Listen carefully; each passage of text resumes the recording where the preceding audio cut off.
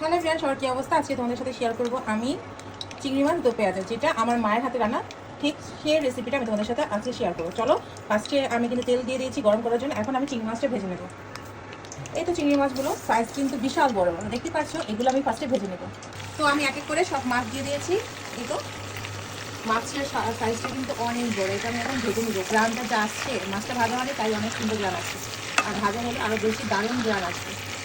এখন আমি এখানে দুটো তেজপাতা দিয়ে দিলাম ফ্লেভারের জন্য, দিয়ে একটু ভাজাভাজি করে এখন আমি এটা পেঁয়াজটা অ্যাড করবো এটার মধ্যেই। পেঁয়াজটা দেওয়া শেষ, এখন পেঁয়াজটা ভাজাভাজি করো। পেঁয়াজটা ভাজা শেষ হয়ে গেলে তারপর বাকি মশলা দিয়ে দেবো। এখন আমি এখানে কাঁচামরিচটা আর টমেটোটা দিয়ে দেবো। চিংড়ি মাছের দো পেঁয়াজেতে কিন্তু টমেটোটা মাস্ট দিয়ে দিতে হবে, তাহলে টেস্টটা কিন্তু অনেক ভালো আসে ফ্রেন্ড।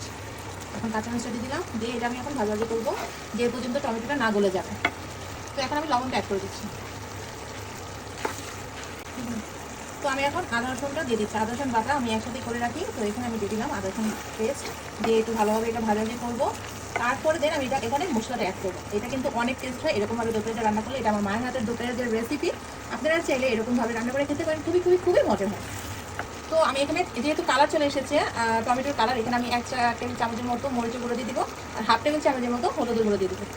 তো এই তো 1/2 টেবিল চামচের মতো আমি হলুদের গুঁড়ো দিয়ে দিলাম, দিয়ে এটা নিয়ে মশলাটা এখন ভালোভাবে কষাবো। বেশি মশলা দেওয়ার কোনো দরকার নেই, যেহেতু টমেটোর একটা কালার চলে এসেছে। তো এখন কিন্তু অথেন্টিক একদম বড় চিংড়ি মাছের দো পেঁয়াজের কালারটা চলে আসলো। এটা যা খেতে হবে না।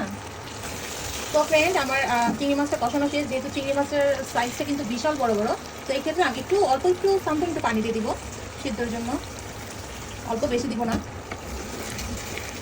তো বন্ধুরা, আমার কিন্তু চিংড়ি মাছের দো পেঁয়াজাটা একদমই ফুল দমে কমপ্লিট। এই তো আমি কিন্তু এখানে জিরে গুঁড়ো, ধনিয়া গুঁড়ো কিছুই দিই নেই।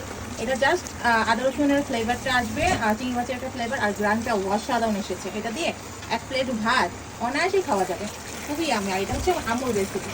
আমার আম্মুর হাতের সবাই সব কিছুই টেস্ট করেছে, বাট আমার আম্মুর হাতের রেসিপি অনেক মজা হয়, তাই আপনার সাথে শেয়ার করলাম। ভালো লাগলে অবশ্যই আমাকে সাপোর্ট করবেন, আমার পাশে থেকে যাবেন। আমি আপনাদের সবার জন্য দোয়া করি, আপনারাও আমার জন্য, আমার ফ্যামিলির জন্য দোয়া করবেন। সবাই ভালো থাকবেন। আল্লাহ হাফেজ। নেক্সটে আবার নতুন কোনো ভিডিও নিয়ে চলে আসবেন।